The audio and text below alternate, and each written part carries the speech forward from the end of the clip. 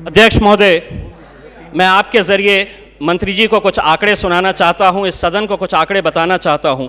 मार्च 2020 547, अप्रैल 2020 651, मई 2020 437, इसके आगे के हर महीनों के आंकड़े 400, 500, 600, 2001 से 2020 34,200।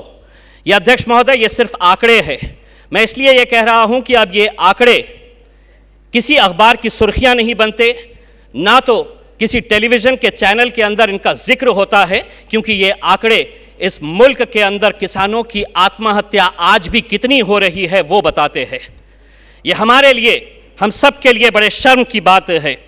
अध्यक्ष महोदय, अगर किसान आत्महत्या करता है तो यकीनन उसकी सुर्खी नहीं बनती है, लेकिन आज इतने सालों के बाद भी अगर हम ऐसे बिल लेकर आ रहे हैं तो न जाने 70 सालों के अंदर कितनी मर्तबा हमने ऐसा सुना है कि ये बिल के बाद किसानों की ज़िंदगी बेहतर हो जाएगी, लेकिन उसके बाद किसानों की हालत बद से बदतर होती जाती है। और यही बात का नमूना है कि आज भी इस मुल्क के अंदर ये जितने आंकड़े हैं, मैं जिस महाराष्ट्र के मराठवाड़ा क्षेत्र से आता हूँ वहाँ के ये आंकड़े मैं बता रहा हूँ, मुल्क के आंकड़े नहीं है। मुल्क के आंकड़े तो बहुत ज़्यादा है।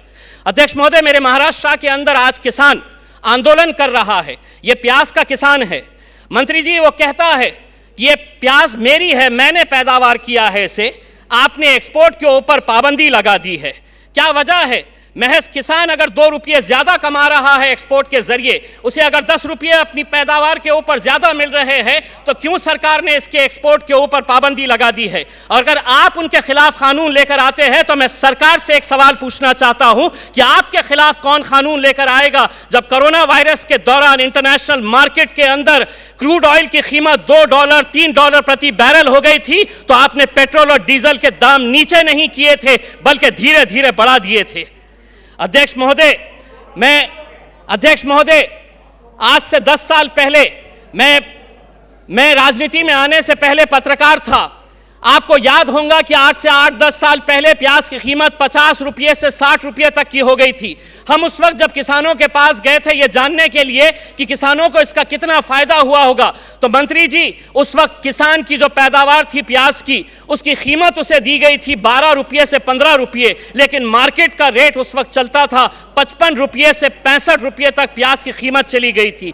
यानी कि मेहनत किसान कर रहा था और उसका मुआवजा और मज़ा कोई और लूट रहा था। अगर ये कानून के जरिए, अध्यक्ष महोदय 1 मिनट से कम, अध्यक्ष महोदय, अगर ये कानून के जरिए आत्महत्या रुक सकती है तो यकीनन पूरा सदन इसका समर्थन करेगा।